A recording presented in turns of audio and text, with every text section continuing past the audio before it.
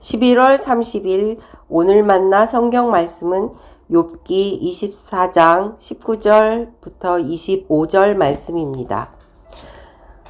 날이 가물고 무더워지면 눈 녹은 물이 증발하는 것 같이 죄인들도 그렇게 스올로 사라질 것이다.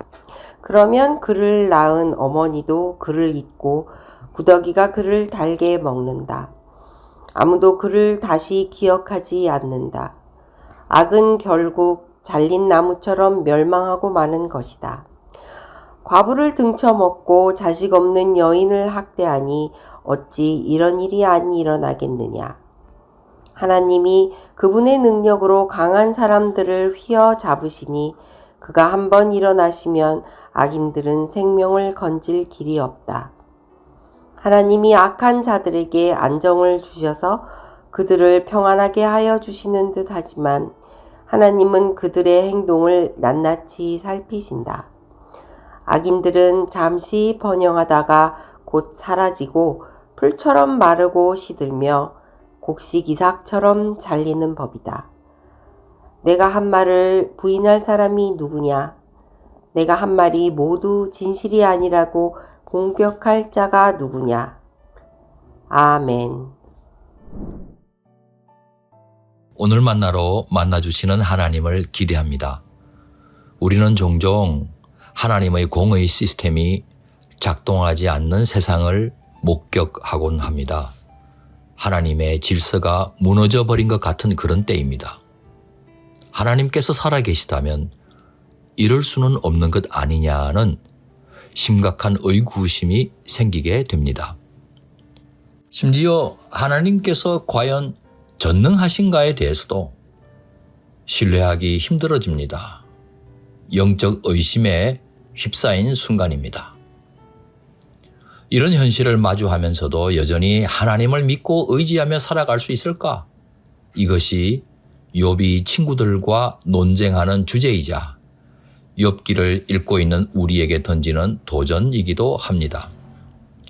1절 상반절에서 욥은 질문 형태로 전능자의 심판이 언제인지 확실치 않다고 말합니다. 어찌하여 전능하신 분께서는 심판하실 때를 정하여 두지 않으셨을까? 이 때문에 소위 규범적인 지혜를 따르면서 하나님을 가까이 섬긴다고 생각하는 사람들조차도 하나님으로부터 정당하게 판단받는 날도 모르게 되었다고 주장합니다. 1절 하반절. 어찌하여 그를 섬기는 사람들이 정당하게 판단받을 날을 정하지 않으셨을까? 억울하게 고난당하는 이들이 심판의 날이라도 예측할 수만 있다면 조금이라도 위로를 받지 않겠습니까? 고난의 끝을 알 수만 있어도 참고 기다릴 수 있을 겁니다. 하지만 그때가 언제가 될지 모르기 때문에 다들 괴로워하는 것입니다. 욥기는 24장 2절부터 많은 분량을 할애하여 혼돈스럽고 부조리한 세상의 갖가지 일들을 나열합니다.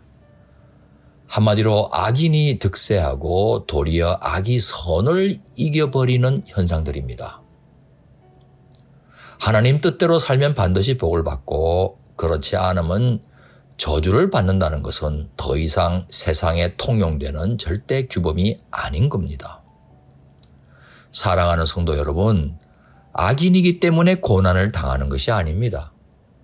악인들이나 세상의 구조적인 악 때문에도 고난을 받는 겁니다. 하나님께서는 무고한 사람들이 고통받고 있는 것을 다 보고 알고 계실 텐데도 모른 척 하시는 것처럼 침묵하고 계시니 욥은 물론 우리도 괴롭습니다. 하지만 욥은 아주 절망하지는 않습니다. 지금은 악인들이 그 실체를 드러내지 않은 채 마치 밤의 제왕처럼 군림하고 있지만 빛의 하나님께서는 반드시 그들의 진상을 낱낱이 드러내실 때가 올 거라고 믿기 때문입니다. 24절, 25절. 악인들은 잠시 번영하다가 곧 사라지고 풀처럼 마르고 시들며 곡식 이삭처럼 잘리는 법이다. 내가 한 말을 부인할 사람이 누구냐? 내가 한 말이 모두 진실이 아니라고 공격할 자가 누구냐?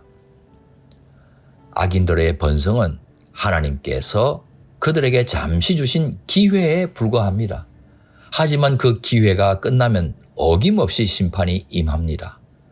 그들의 번영과 평안은 완전히 끝장나고 맙니다. 죽음 같은 파멸이 몰아칠 겁니다. 악인들은 결국 사람들의 기억에서조차 지워지고 말 것입니다. 세상은 하나님 없다는 듯이 움직이고 있습니다. 하지만 우리는 하나님의 심판이 분명하기 때문에 이해할 수 없는 고통을 마주하는 영적 광야에서도 하나님의 뜻을 따라 살아가야 하는 것입니다. 하나님 없어 보이는 세상 속에서도 하나님의 심판을 믿고 하나님과 동행하는 높은 뜻 성도님 되시기를 소망합니다. 기도하시겠습니다. 공의의 하나님, 우리의 고난이 항상 우리의 죄 때문만은 아니라는 것을 일깨워 주셔서 감사합니다. 악인들이 던져놓은 고난의 덫에 걸릴 때 비록 하나님의 심판 때는 알 수 없어도 그날은 반드시 임한다는 것을 신뢰하며 하나님을 의지하게 하옵소서. 예수님 귀하신 이름으로 기도합니다. 아멘. 이제 두 가지 제목으로 함께 기도하겠습니다. 첫째, 오늘의 말씀을 따라 기도하겠습니다.